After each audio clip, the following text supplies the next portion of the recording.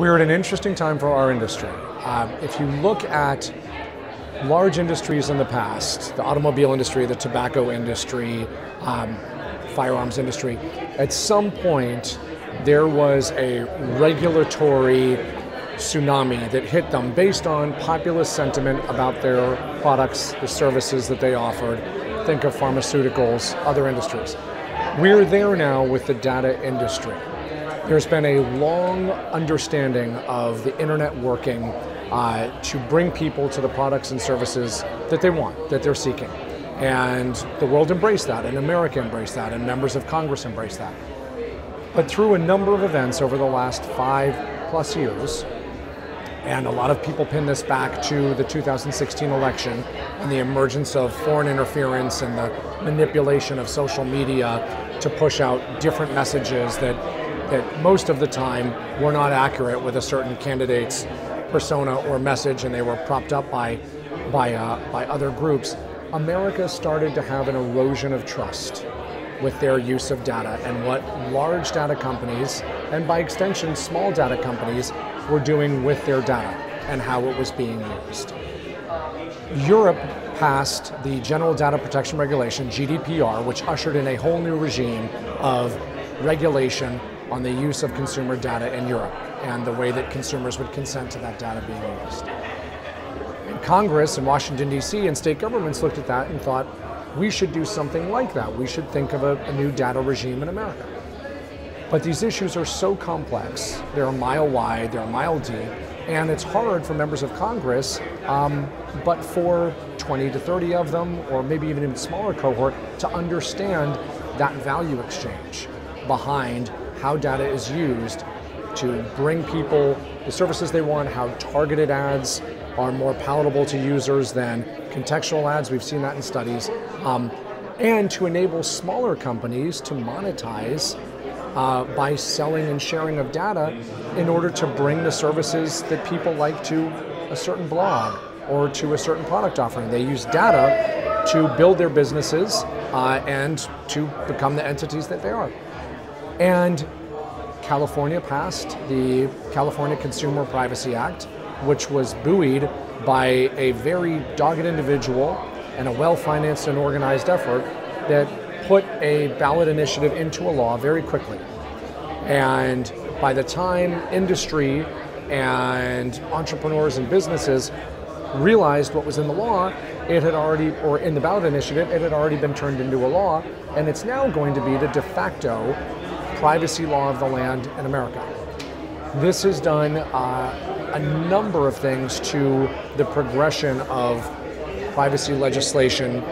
What should it cover? What should it not cover?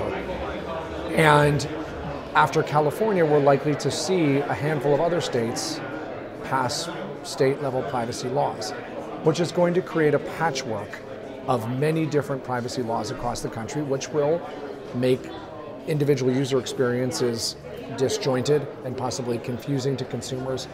It will make it hard for smaller companies to comply with various privacy regimes, compliance pieces of that, disclosures, legal obligations. Do they have that in their infrastructure of their company? And so what we're trying to do is to talk to Congress to explain why the use of data is a good thing, why it's not as creepy as they think it is, how it finances smaller companies into existence, and how a 4-person blog in Wichita that half the state uses, or a farming blog in Iowa, was built by advertising and the use of data and the monetization of data.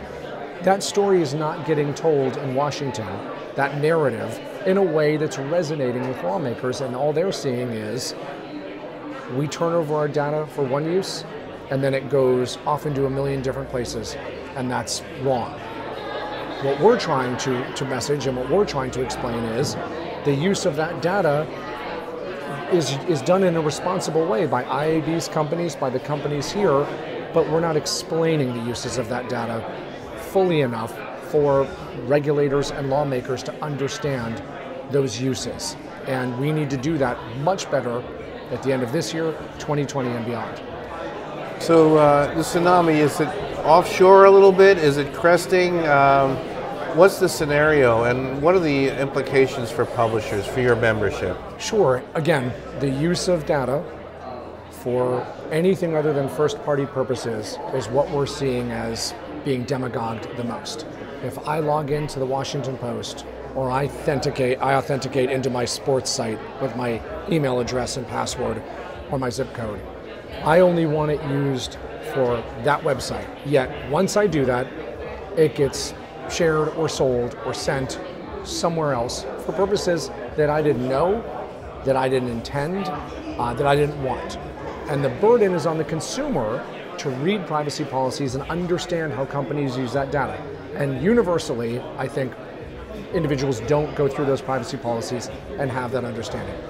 So the idea that we have is taking the burden off of consumers to understand all of those policies and all of that nuance, and putting that burden onto companies.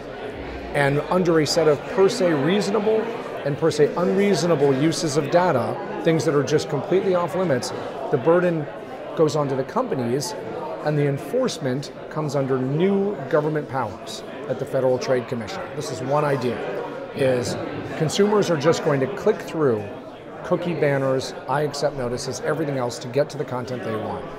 And so that is a system that clearly isn't working. Opt-in, notice and consent isn't working.